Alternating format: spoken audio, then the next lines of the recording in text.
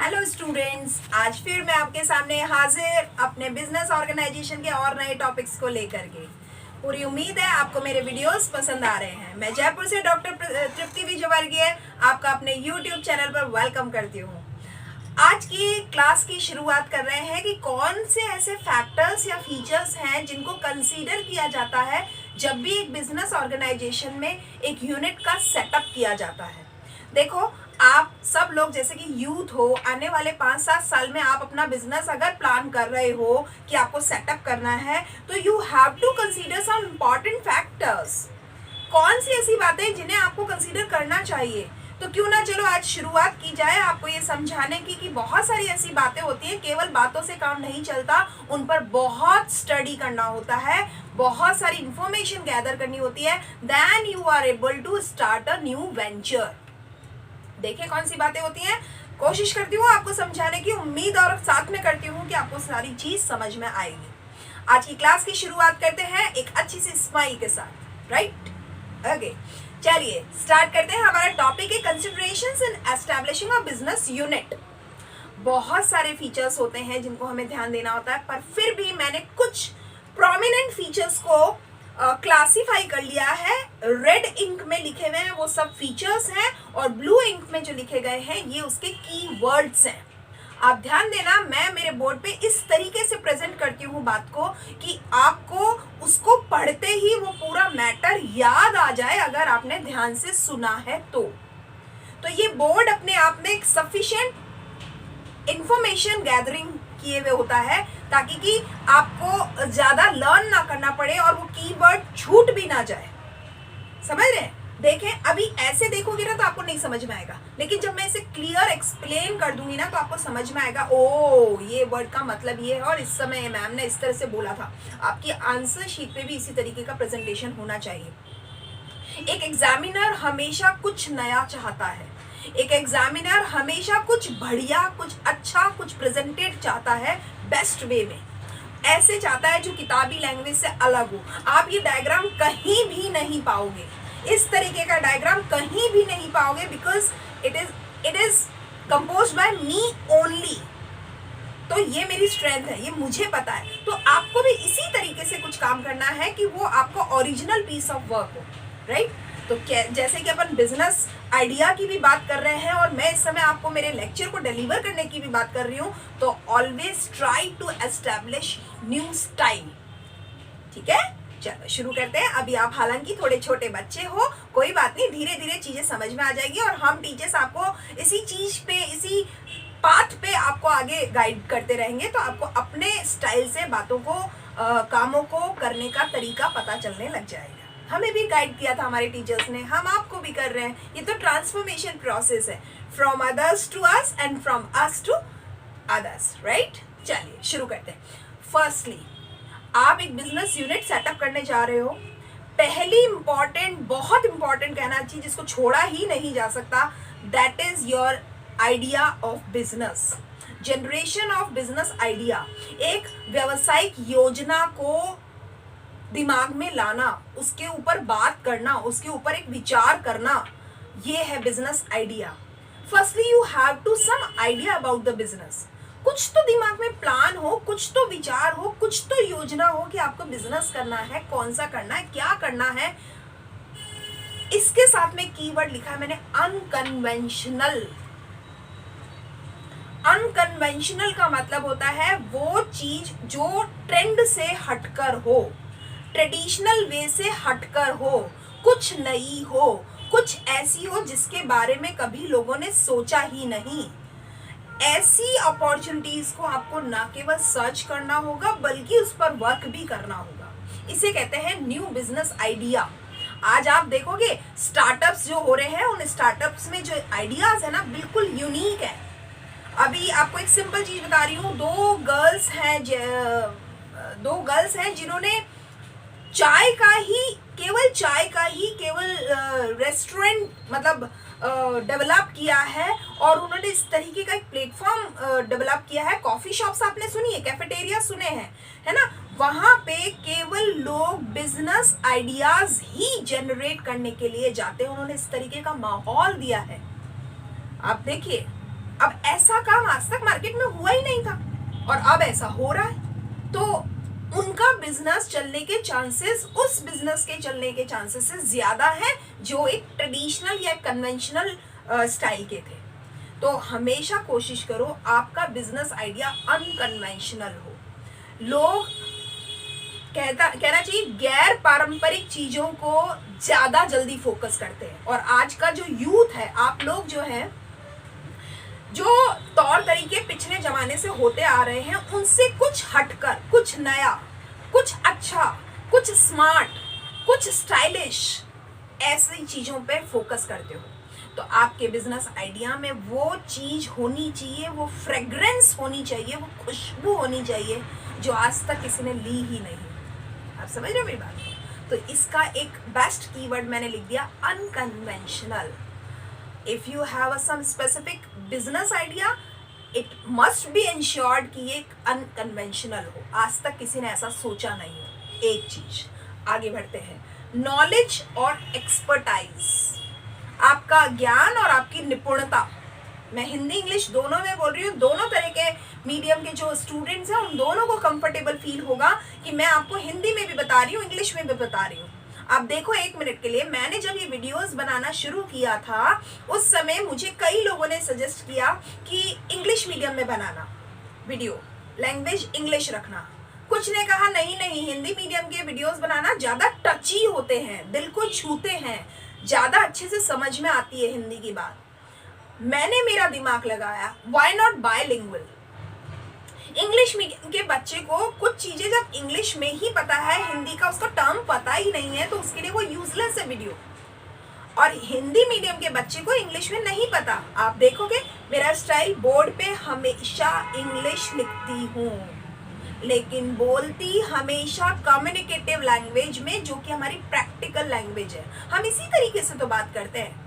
हम इसी मैं मेरी जो रेगुलर क्लासेस भी है ना, उसमें भी मैं बिल्कुल इसी तरीके से बोलती हूँ। मैं बिल्कुल ये चाहती हूँ कि जो हिंदी मीडियम वाला स्टूडेंट है उसका भी अपग्रेडेशन होना चाहिए, और जो इंग्लिश मीडियम वाला स्टूडेंट है उसको भी हिंदी के टर्म्स सुनने में तो कम से कम पता ही होने चाहिए। अभी मैंने आपको क्या बोला है, आपका ज्ञान और आपकी निपुणता, आपका कौशल, आपका परफेक्शन, आपका मास्टरी, ये इतने सारे सिनोनिम्स मैंने आपके सामने डाल दिए हैं।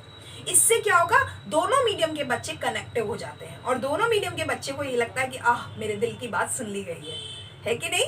तो यही मेरा एक ट्राई है, ये है आपकी अनकन्वेंशनल। अभी तक हिंदी में या इंग्लिश में वीडियोस हैं, आपके पास में ऐसे वीडियोस बहुत कम हैं जहाँ पे आपको बायलिंगुअल बैलेंस करते हुए चीज़ों को समझाया जा रहा है। तो अब यहाँ पे क्या कह रहा है, नॉलेज और एक्सपर्टाइज, आप में क्या ज्ञान है, आप में क्या ताकत है, आपकी निपुणता क्या है, आपका कौशल क्या है, इस चीज को जज करो।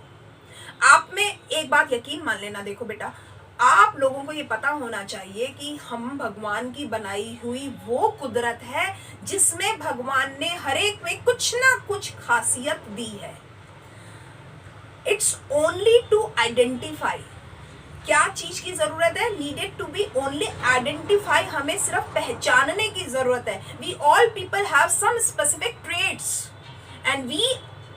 and when we are able to identify our traits, then we can flourish or polish the traits and we can achieve the success।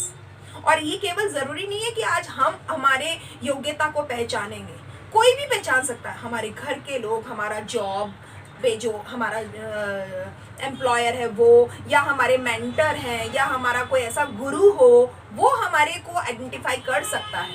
आपको मैं बता दूं, इस समय पे जब मैं पर्सनैलिटी के वीडियोस पढ़ाती हूँ ना, उसमें बताया जाता है कि जोहरी विंडो, एक कॉन्सेप्ट है जोहरी विंडो, उसमें बिल्कुल यही बताया जाता है कि each and every person has some specific traits. अब उन ट्रेड्स को पहचानने के लिए 4 तरीके हो सकते हैं। एक तो मुझे पता हो कि मैं क्या हूँ, एक तुम्हें पता है कि मैं क्या हूँ, एक मुझे तो पता है मैं क्या हूँ लेकिन तुम्हें नहीं पता मैं क्या हूँ, एक तुम्हें तो पता है कि मैं क्या हूँ और मुझे भी पता है कि मैं क्या हूँ। यानी I know, you don't know, you know, I don't know, I know and you also know, and I don't know and you don't know also. मुझे भी नहीं पता मैं क्या हूँ और दुनिया को भी नहीं पता मैं क्या हूँ। ऐसे भी कई ऐसी पर्सनालिटीज हैं इस दुनिया में कि ना तो उन्हें पता था कि उनके पास क्या हुनर था और ना ही दुनिया ने उनके हुनर के बारे में जानना चाहा। तो ऐसी डल पर्सनालिटीज हमें नहीं बनना है, हमें वो पर्सनालिटीज बनना है जिसमें हमें पता है हम क्या हैं, और साथ में अगर हमें कोई दुनिया बता दे कि तुम क्या हो तो उसको कैसे एक्सप्लोर करना है। ये है नॉलेज और एक्सपर्टाइज। हमें अपनी ताकत पहचाननी होगी, और इसके लिए कहा है never compare your starting to someone's middle. बहुत अच्छी बात है ये। आप अपनी स्टार्टिंग या अपनी बिगिनिंग की जो स्टेटस है उसको कभी भी कंपेयर मत करो दूसरे व्यक्ति के मिडिल एज से। आज आप शुरुआत कर रहे हो किसी लाइन में, किसी फील्ड में आप शुरुआत कर रहे हो, और जो लोग पहले से 10 साल से उस फील्ड में हैं उनके सक्सेस को देख करके अपने आप को अगर कंपेयर कर रहे हो तो you will get only pain. आपको केवल तकलीफें होंगी। If you want to be happy then you just compare with your skills. किसी दूसरे से कंपेयर मत करो। हर एक व्यक्ति अपने एरिया में परफेक्शन रखता है और हर एक व्यक्ति दूसरे से अलग है। इस चीज को जितना जल्दी हम स्वीकार कर लें और अपने प्रैक्टिकल लाइफ में अप्लाई कर लें उतना ही हमारे लिए बेहतरीन होता है, हम उतना ही खुशनुमा लाइफ परस्यू कर पाते हैं। तो ये बहुत अच्छी बात है, never compare your beginning with others middle. कभी भी दूसरे की मिडिल एज से अपनी बिगिनिंग एज को कभी कंपेयर मत करो। कैसे कंपेयर करोगे? उसको 10 साल का अनुभव है भाई, आप शुरुआत करे हो, 10 साल बाद आप देखना आप कहाँ पहुंच जाओगे। अभी भी शायद आज 10 साल पे चालू होने के बाद आज वो जिस स्थान पे है ना, इट मे बी कि आप 10 साल बाद उससे कहीं बेहतरीन स्थान पर हो। समझ रहे मेरी बात को? तो कभी भी चढ़े हुए ऊंचे चांद को देख करके अपने आप को कमतर मत मानो। हम बहुतों से बेहतर होते हैं। इस चीज को हमेशा ध्यान रखो, हम बहुतों से बेहतर होते हैं, और ये चीज आपको सेल्फ मोटिवेट करेगी। मेरे को तो यही करते हैं, मेरे जीवन की फिलॉसफी यही है, मैं बहुतों से बेहतर हूं, मैं इस चीज पे विश्वास रखती हूँ। ठीक है, आगे बढ़ते हैं। चलिए, मार्केट और डिमांड तीसरा इंपॉर्टेंट फीचर है जिसको हमें कंसीडर करना ही चाहिए जब भी हम एक बिजनेस यूनिट को स्टार्ट करें। आपको अपने बाजार की और उस बाजार में क्या डिमांड है उसकी, इन दोनों चीजों की पूर्णतया नॉलेज होनी चाहिए। एक थॉरो नॉलेज, एक स्टडी होनी चाहिए आपको इस बारे में कि आपका मार्केट आपसे क्या चाहता है, और आपके मार्केट में जो आपके यूजर्स हैं, जो कंज्यूमर्स हैं, जो कस्टमर्स हैं, वो आपसे क्या एक्सपेक्ट करते हैं। What they are expecting from my side and what I am giving to them, ये एक बहुत इंपॉर्टेंट चीज है। अगर आपको ये नहीं पता है तो you will not get the success in the business unit. Whenever you start the business unit, you have to be great patience and you have to analyze the business market और जो demand analysis वगैरह है, इन सब की knowledge आपको रखनी ही पड़ेगी। Then you can maintain your success, right? Successful होना और सक्सेसफुल रहना दो अलग बातें हैं। ध्यान दीजिएगा मैंने क्या बोला है। सक्सेसफुल होना वंस इन अ वाइल हो सकता है, मेरे को 100 में से एक मुद्दों पर मेरे को सफलता मिल गई, और सक्सेसफुल रहना, मेंटेन करना उस सक्सेस को, this is the main challenge, ये है मुख्य चुनौती। तो how to maintain your success status, this is your challenge, and accept your challenge. और इसके लिए ऐसा ही नहीं होता कि मैंने बोल दिया कि एक्सेप्ट करो इस चैलेंज को और आपने एक्सेप्ट कर लिया ना, ऐसा नहीं होता। बोलने से, सुनने से बातें नहीं चलती भाई, बहुत मेहनत करनी पड़ती है। तो इसके लिए क्या करना होगा, आपको अपने कस्टमर, अपने यूजर्स और कंज्यूमर्स की प्रेफरेंसेस का पता लगाना होगा, उनके लाइक्स, डिसलाइक्स, उनकी पसंद नापसंद, उनकी रिजेक्शन, उनकी ताकतें, उनकी स्टाइल्स, उनका बाइंग नेचर, उनकी बाइंग प्रेफरेंसेस, उनकी बाइंग कैपेबिलिटीज, मार्केट की जो सब्स्टिट्यूट्स है उनके बारे में, इन सब चीज़ों का पता लगाना होगा।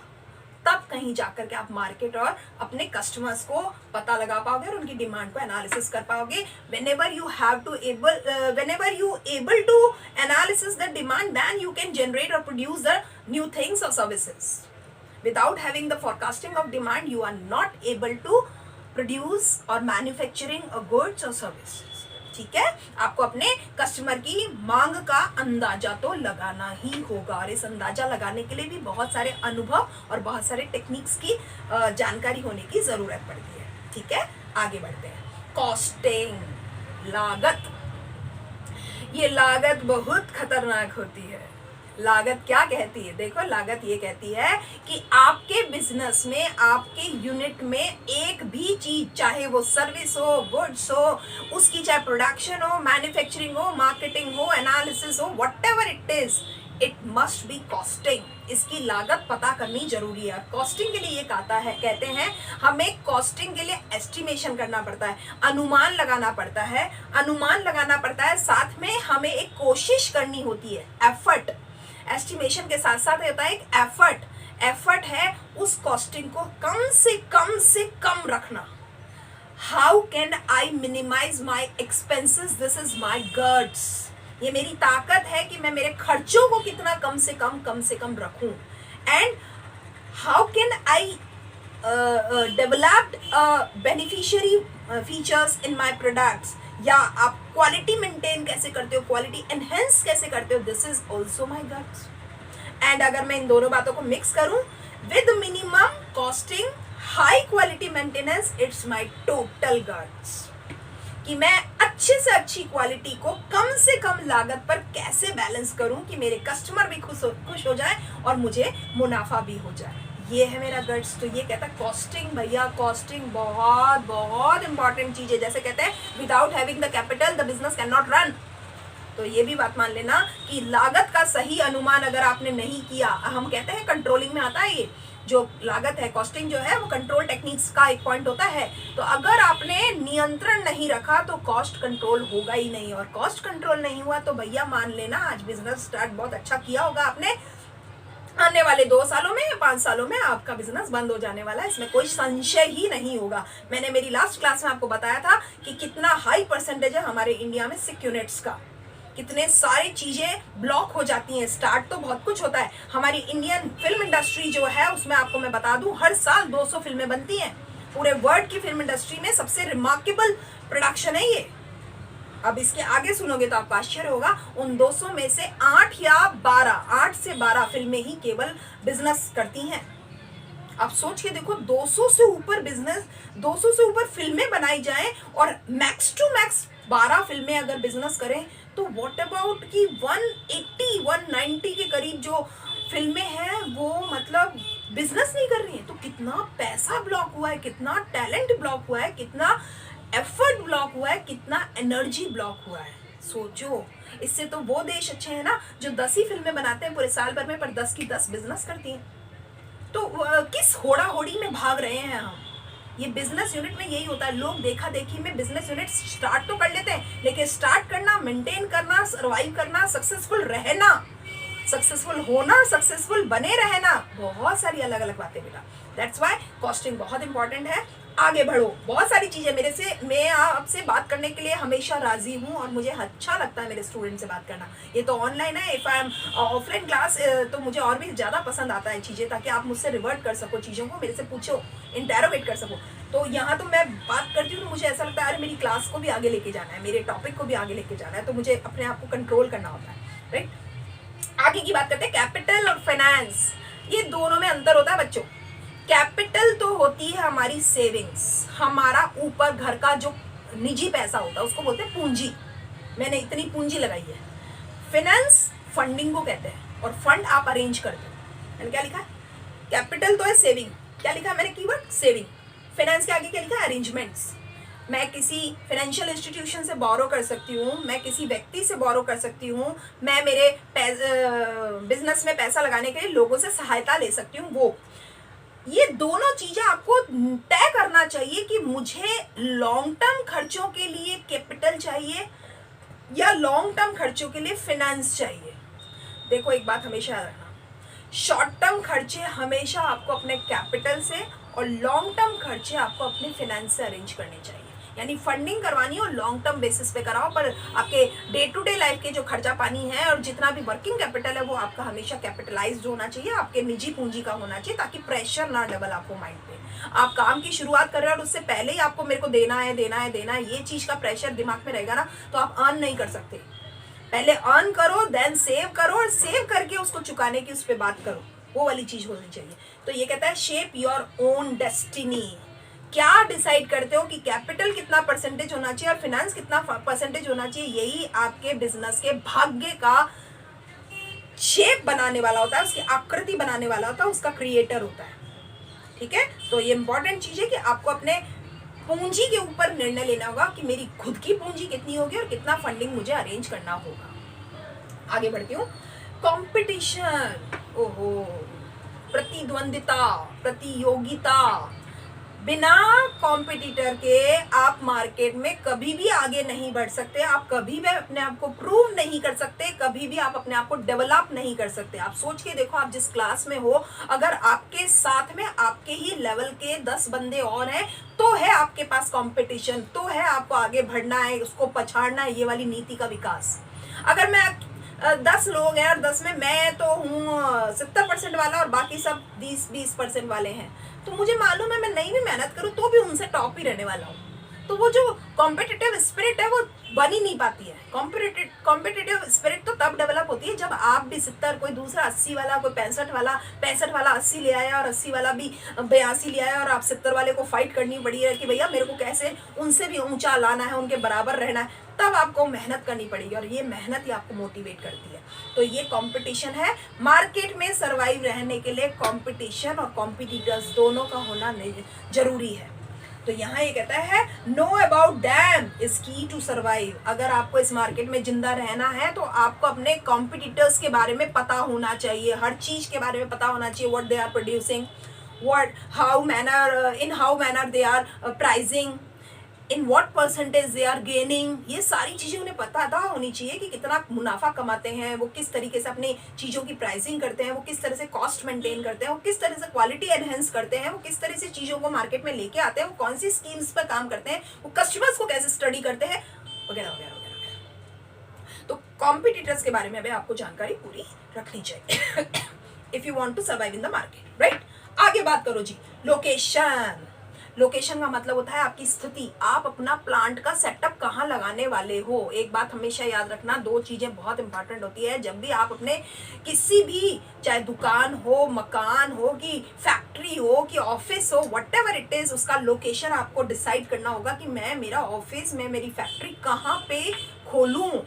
वो लोकेशन कैसी हो, उस लोकेशन कैसी हो उसके पहले इंपॉर्टेंट है आप ये पता करो कि आपका नेचर ऑफ प्रोडक्ट या नेचर ऑफ सर्विस क्या है। आप किस तरह का माल बनाते हो, प्रोड्यूस करते हो, कि मैन्युफैक्चर करते हो, डिस्ट्रीब्यूट करते हो, कि मार्केटिंग करते हो, कि ट्रांसपोर्टेशन करते हो। ये सारी चीजें अलग अलग है बच्चों।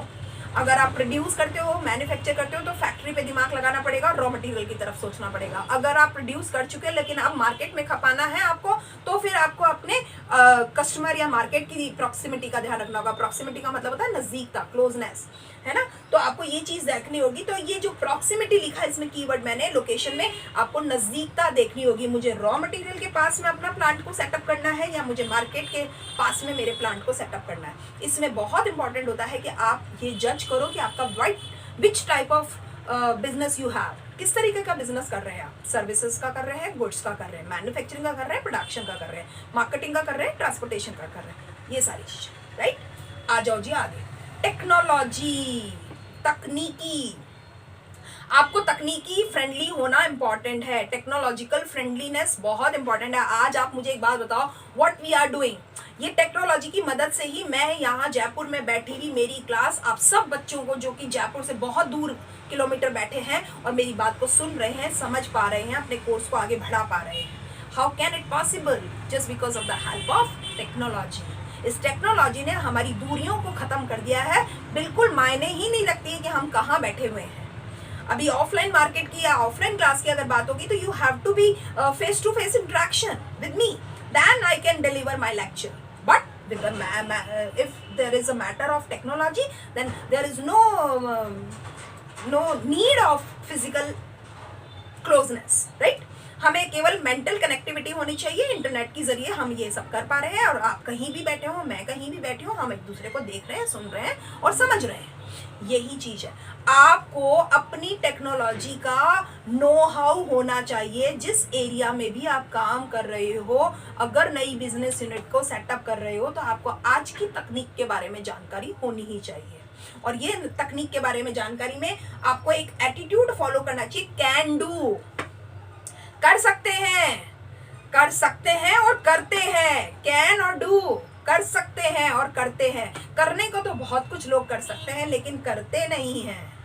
I can do and I do, बस ये एटीट्यूड होना चाहिए। मैं कर सकता हूँ और मैं कर देता हूँ, सोचता नहीं हूँ। कर सकता हूँ मतलब मुझे बस करना है, कर सकता हूँ कर सकता है। भैया जो जीत सकता था वो सिकंदर कभी नहीं होता है, जो जीतता है वही सिकंदर होता है। बहुत इंपॉर्टेंट चीज है भाई, जो जीता वही सिकंदर है, जो जीत सकता था वो सिकंदर नहीं है। कैपेबिलिटीज आप में वो बहुत बेहतरीन हो सकती हैं लेकिन आपने क्लिक नहीं किया ना, आपको सक्सेस नहीं मिली ना, तो कैसे आपको विनर कहें भैया। विनर तो वही है वो, जैसे आपने खरगोश और कछुए की कहानी सुनी है भाई कि slow and steady wins the race. खरगोश जीत सकता था पर जीता कौन? कछुआ।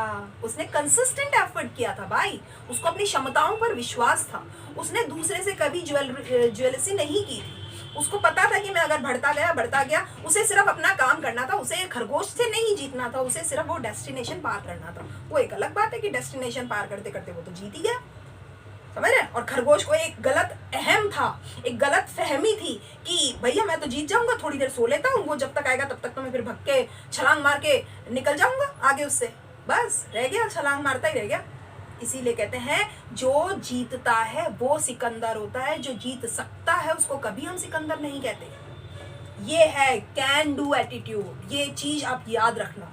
और मैं पूरी विश्वास से और पूरी इंश्योरिटी से आपको मैं बता सकती हूँ, जिस स्टाइल से मैं आपको पढ़ाती हूँ ना, आपका कंसेप्ट मोर देन 100% क्लियर होता है, more than 100%, and you will feel happiness. और मुझे पता है कि मैं बहुत अच्छे से आपकी चीज़ों को क्लियर कर रही हूँ, कोई कंफ्यूजन है ही नहीं। फिर भी मैं आपके कमेंट्स का इंतजार करती हूँ। आपको मेरे वीडियोस पसंद आते हैं तो आप मुझे कमेंट्स भी कीजिए, शेयर भी कीजिए और सब्सक्राइब भी कीजिए। I need your support. Yes, चलिए जी आगे बढ़ते हैं अपन। अब आगे बात करते हैं स्टाफ मैन। आपके बंदे, आपके जो बंदे होते हैं ना वो आपकी ताकत होते हैं। ये बंदों के बारे में आपको जानकारी होनी चाहिए, मुझे किस तरह के बंदे चाहिए। देखो एक चीज बोलती हूँ, एक होता है ब्रेन, एक होता है head. What do you want? If you want brain then you have to arrange brain, and if you want man या head then you have to arrange only heads. कहते हैं भीड़ का चेहरा नहीं होता, there is no face of an crowd. कोई चेहरा नहीं होता है। If you want to identify the face you have to be particular. आपको अगर एक चेहरा देखना है तो आपको उसकी एक फोकस होना होगा उस पे। तो अगर आपको ब्रेन चाहिए यानी दिमाग चाहिए कि सिर चाहिए? सिर नहीं चाहिए मुझको, ब्रेन चाहिए, ताकत चाहिए भाई, स्किल्स चाहिए, नॉलेज चाहिए, टेक्नोलॉजी चाहिए। अगर मुझे ये दिमाग चाहिए ना तो मुझे दिमाग चाहिए यानी क्वालिटी बंदा चाहिए, और अगर मुझे सिर चाहिए ना तो केवल बंदा चाहिए। क्वालिटी बंदा और बंदे में अंतर है। 4 आदमी चाहिए मुझे, सीए। मैंने आगे बोला 4 आदमी चाहिए और बाद में बोला सीए। तो 4 आदमी अगर मैं इतना ही बोलती ना तो आप मुझे हो सकता है मजदूर दे देते, पर मैंने कहा सीए। तो मुझे दिमाग चाहिए भाई, सिर नहीं चाहिए। समझ रहे? यानी एबल लोग, quality person, skilled person, eligible लोग, दैट इज। तो ये आपकी ताकत होती है। आपको पता होना चाहिए बिजनेस यूनिट को स्टार्ट करने से पहले आपका स्टाफ, आपका आदमी, आपका एचआर कैसा होगा, यानी उनके स्किल्स, उनके टैलेंट के बारे में जानकारी। लास्ट बट नॉट लीस्ट, यानी बहुत सारे और भी चीजें, फिर भी मैं इसको समेटने की कोशिश करते हुए मेरी तरफ से मैं लास्ट कर रही हूँ, बट नॉट लीस्ट, ये अंतिम नहीं है। गवर्नमेंट के बारे में आपको जानकारी होनी चाहिए। गवर्नमेंट की क्या पॉलिसीज है, गवर्नमेंट क्या सब्सिडी देती है, गवर्नमेंट किस तरह के इंसेंटिव्स दे रही है, गवर्नमेंट किस तरीके के ऑफर दे रही है, गवर्नमेंट की क्या पॉलिसी है, कौन से एक्ट बना रखे हैं, किन चीज़ों की परमिशन लेनी पड़ेगी, और एनवायरनमेंट का जानकारी लेना, गवर्नमेंट का क्या अप्रोच है, उसका एटीट्यूड क्या है, पॉलिटिक्स कैसे है, लेजिस्लेशन कैसे, इन सब की जानकारी भैया रखना बहुत जरूरी है जब भी आप एक नया बिजनेस स्टार्ट करें। बिजनेस स्टार्ट करने से पहले आपको एक्सटर्नल और इंटरनल एनवायरनमेंट, इन सारी जानकारियों को रखना इंपॉर्टेंट है। मैंने आपको एक मेरी क्लास में समझाया भी था कि एक बिजनेस एनवायरनमेंट में इंटरनल और एक्सटर्नल एनवायरनमेंट के क्या रोल होते हैं, क्या भूमिका होती है। तो आज की क्लास के लिए इतना ही कर लें। एक बिजनेस यूनिट को सेटअप करने के लिए बहुत सारी चीज़ों को कंसीडर करना पड़ता है। मैंने कोशिश करी है कि आपको बहुत सारी चीज़ों को एक साथ एक कैटेगराइजेशन में करते हुए आपको समझाने की कोशिश करी है। उम्मीद करती हूँ कि आपको मेरा क्लास समझ में आया होगा, पसंद आएगा। Thank you for keep watching my videos regularly. पर इसे शेयर करना, लाइक करना और सब्सक्राइब करना बिल्कुल मत भूलिए। I need your support. Thank you.